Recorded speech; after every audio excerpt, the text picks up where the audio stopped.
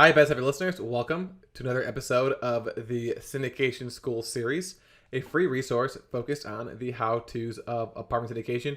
As always, I am your host, Theo Hicks.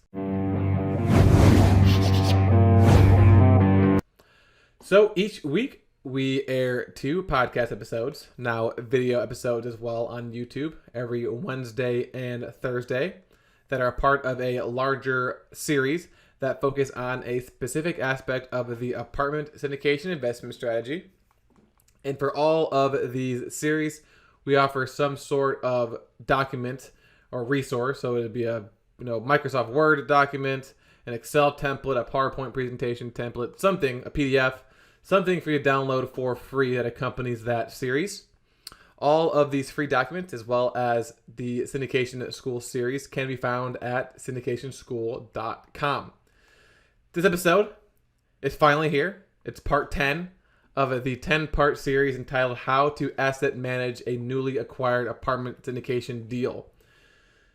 So if you haven't done so already, I recommend listening to parts 1 through 9 about this series. At the very least, listen to parts 1 through 3. On parts 1 through 3, we introduced the top 10 asset management duties. These are the 10 things that you, as the asset manager, need to do in order to ensure that you are successfully implementing your business plan after closing on the deal. You put a lot of work into getting to this point, and so you want to make sure you are implementing the best practices to make sure that you are actually able to bring the deal full cycle and sell it at the end and send a large distribution to your investors as well as their capital back. That's parts 1 through 3. And then in parts 4 through 8, we went into more detail. Well, I guess parts 4 through 9, we went into more details on some of those 10 asset management duties. In part 4, you learned how to maintain economic occupancy. In part 5 and 6, we talked about property management companies. So in part 5, how to manage your property management company. And then part 6, how to fire them if they aren't doing what they're supposed to be doing. In part 7, we learned some strategies on how to attract high quality residents. In part 8, we learned some strategies to keep those high quality residents and retain them at the property. And then in the last Syndication School episode number 9, we talked about some of the questions that you might have surrounding sending out the distributions to your investors. So we answered 8 questions that you might have about sending distributions to your investors. Now, one of the last things that you might do that we haven't talked about already during the time that you've owned the property is to get another loan on the property. So that's going to be the focus of this episode. So we're not going to talk about in extreme detail refinances, just because the process of getting a refinance is very similar to the process of securing a new loan. So if you want to learn about that, check out the episode on the series on how to secure financing for your apartment syndication deal. But essentially, you're going to want to refinance your deal if you either did a bridge loan on the deal. So you did a shorter term, maybe a 3-year loan with 2 1-year extensions, just because you wanted to include the renovations in the loan. And then you knew since you'd be adding value to the property, enforcing appreciation, you could pull out a large chunk of equity by doing a refinance and then returning that equity to your investors. So giving them their money back sooner, which increases the internal rate of return based off of the time value of money. So generally, there's going to be certain, if you do a bridge loan, you're most likely going to refinance. But of course, if you are doing a bridge loan, you want to make sure that you're not forced to refinance, which is where those extensions come into handy. So you want to make sure that you've got a bridge loan that is as close in length to your predicted hold period as possible. So if you're planning on holding on to a property for 5 years, you're going to want to get a bridge loan that you could potentially hold on to for 5 years, which is where that 3-year plus 1 comes into handy. But of course, you also want to have the ability to refinance if you've forced that appreciation because of the fact that you can pull that equity out. So refinance is one, but the other type of loan you can get on the property instead is a supplemental loan. So the supplemental loan is not something that you'll get on a bridge loan. So generally for bridge loans, they're going to expire, And once it expires, you're going to want to go ahead and refinance into a permanent loan, like a Fannie Mae or a Freddie Mac loan. But let's say for some reason, well, not for some reason, let's say that you decided that it made more sense to secure a Fannie Mae or a Freddie Mac loan, so an agency loan. Maybe they did or didn't include some or all of the renovations, but you wanted to secure long-term financing, so you didn't have to worry about a refinance, but you still want to have the benefits of being able to pull out some of that hard-earned equity that you've received by adding value to the property. That's where the supplemental loan comes into play. So a supplemental loan is a multifamily loan. This is the kind of the textbook definition, is a multifamily loan that is subordinate to the senior indebtedness. So essentially what that means is that it is a loan on top of the existing loan, and it is in second position to that loan. So you've got your initial Fannie Mae or Freddie Mac debt on the property, and then you get a supplemental loan on top of that. So it's essentially a second loan on top of the first loan that is in second position behind that first loan. So you have to pay that first loan first, and then you pay the second loan. Generally, these are secured 12 months or later after the origination of the first loan, or if you are getting multiple supplemental loans after the supplemental loan. So if you close on the property, on the debt, January 1, 2019, then your first supplemental loan is available at Jan 1, 2020. And then if you got a second one, and if you take it, Jan 1, 2020, and you have the option to have a second one, that you can get that one Jan 1, 2021. Now, as I mentioned, a supplemental loan is not the same as a refinance. So a refinance is a brand new loan. So you're closing out the previous loan and you're starting a brand new loan. A supplemental loan is a second loan on top of the existing loan. So you're keeping the existing loan, you're still paying that existing person, and then you're also paying this second loan, which is on top of that first loan. And I guess technically you're not paying two different parties, because the supplemental loan is going to be serviced through whatever lender you use initially. So if you use Fannie Mae, then Fannie Mae will do the supplemental loan. If you did Freddie Mac, then Freddie Mac will do the supplemental loan. Now, the benefits of a supplemental loan to a compared to a refinance is going to be lower closing costs.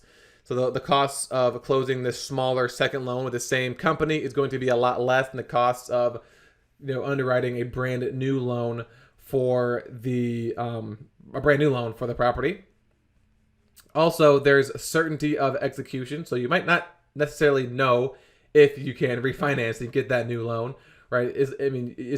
Obviously it happens all the time, but there's not 100% certainty that you're going to close on this new refinance loan at the exact terms that you want. Whereas for the supplemental loan, there are terms, obviously, but as long as you meet the requirements and as long as it's 12 months, then you know that you can get that supplemental loan. And then there's also going to be a faster processing time, because again, you're not, which goes hand in hand with the lower cost, because the process of underwriting a supplemental loan is not as in depth as a new refinance loan. Plus, it's the exact same lender. Now, I guess I should have mentioned this earlier, but and I kind of already hit on this, but the purpose of getting a supplemental loan is twofold. One, it would be, and most likely, it'll be to return some capital to your investors, so without having to refinance.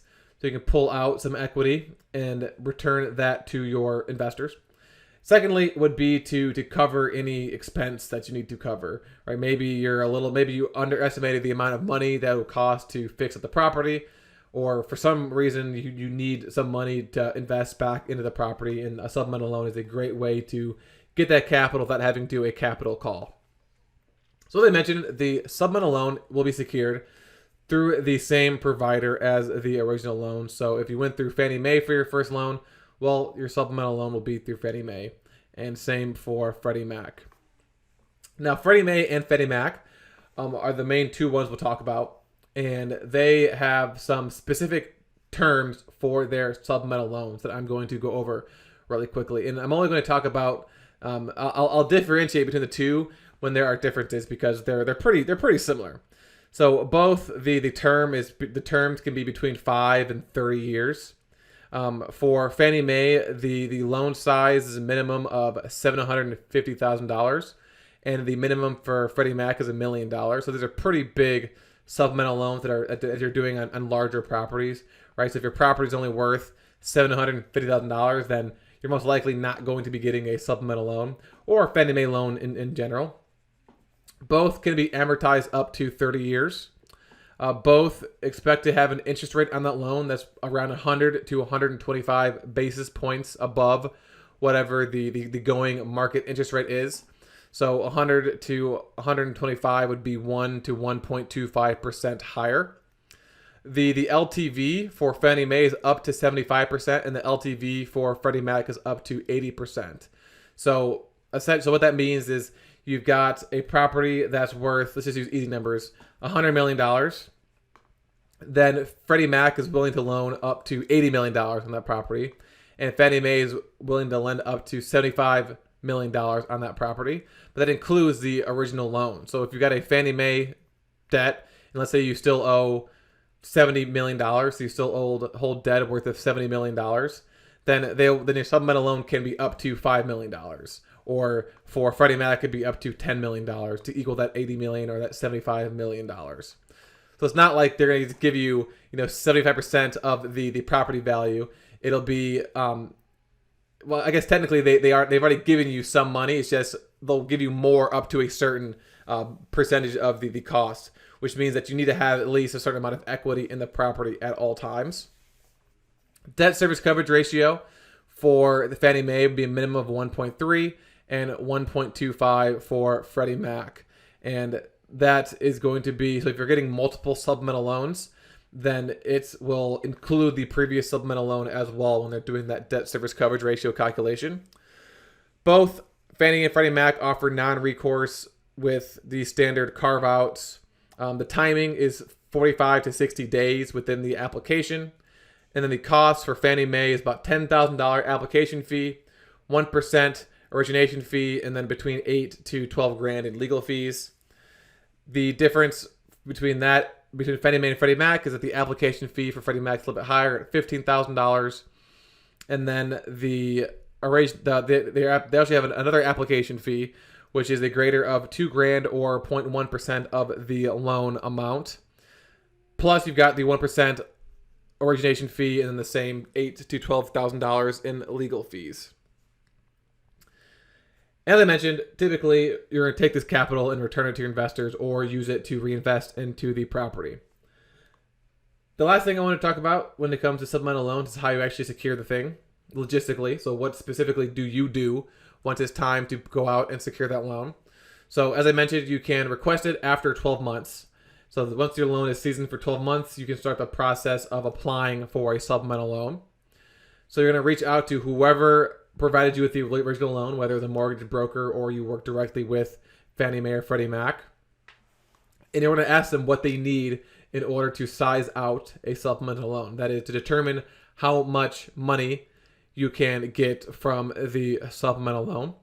Typically, the four things they're going to want to see is a trailing 12-month operating statement, so your profit and loss statement for the last 12 months.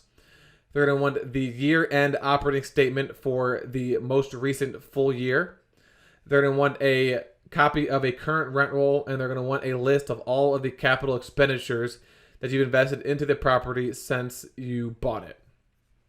Once they have that information, the process is essentially similar to a regular loan, except it's not as in-depth. So they're going to do an appraisal, and then they're going to do what they call a physical needs assessment, which is technically or effectively a property condition assessment. So like a detailed inspection of the property.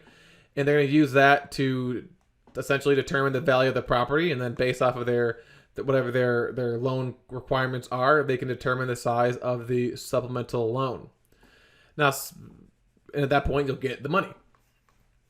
One last thing is that you're going to want to also ask your mortgage broker or lender, whoever provided you with the original loan, if you get supplemental loans, and if you do, how many you can get, because sometimes you can get more than one. So every 12 months, you can just continuously pull out equity and get another supplemental loan and continuously distribute capital back to your investors, which again helps with that internal rate of return.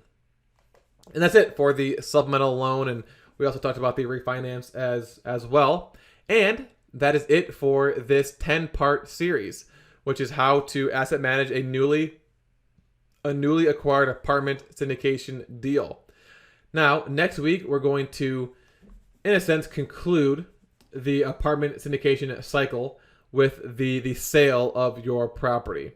And then from there, as I mentioned yesterday, we're going to kind of go back through the process and talk about some of these steps in a little bit more detail and cover really anything else that we missed and anything else that you need to know in order to learn the how-tos of apartment syndication. Until then, I recommend listening to parts 1 through 9 of this series.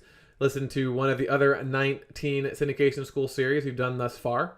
Check out the free document for this series, which is that weekly performance review template that you will send to your management company to make sure that the KPI, you're hitting your KPIs at the property. And all of that can be found at syndicationschool.com. Thank you for listening, and I will talk to you next week where we will conclude the cycle with the sale of your property.